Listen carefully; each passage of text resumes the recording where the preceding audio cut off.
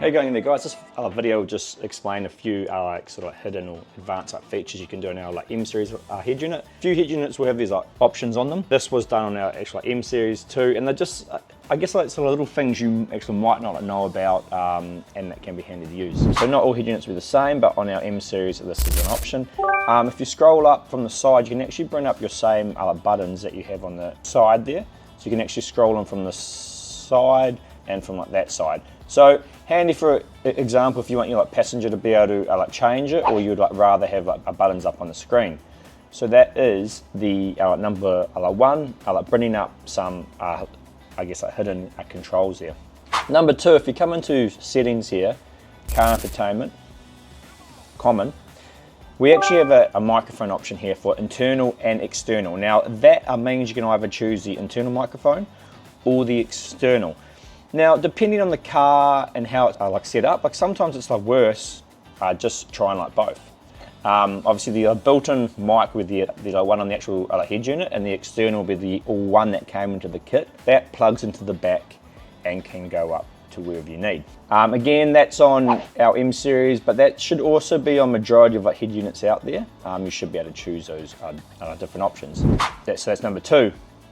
So number three, we've got reverse volume suppression. So when you go in reverse and it stops your music or your phone call happening, that is the choice of the volume going down. So all head units will have this, and it'll be under some actual setting. But so you can choose to have none on. So when you go in reverse, it just keeps going normal, or you can go strong, medium, or weak. So obviously when you're in reverse, you want to be a little bit more aware. So sometimes having that sound drop a bit just tells you what is going on. So it can be handy to have. Another feature, so number four, is in settings display. We've actually added a screen timeout button.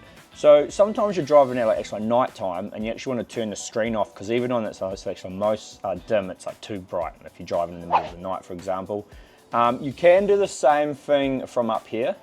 But here, if you set this, will happen automatic. So you can set a time. So, after the screen's been played with, it will turn off 15 seconds after the last touch, and obviously at different times when it turns off. You can just touch your screen, or touch the steering wheel controls to bring the screen back on.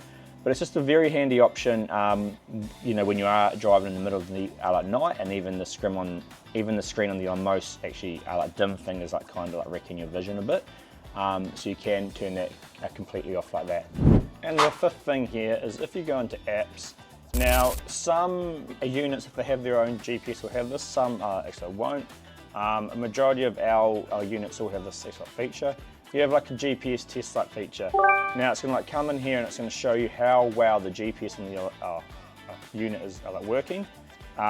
Here obviously we're in a concrete building. This is on a test bench, so it isn't the most amazing. But if your car's outside, it will give you a good idea and show you, etc., how many satellites you're getting and what is going on. So hopefully that explains a few little advanced hidden features to give you an idea. Some head units will have these, some won't. This video was done on our M-Series here. Cheers, guys.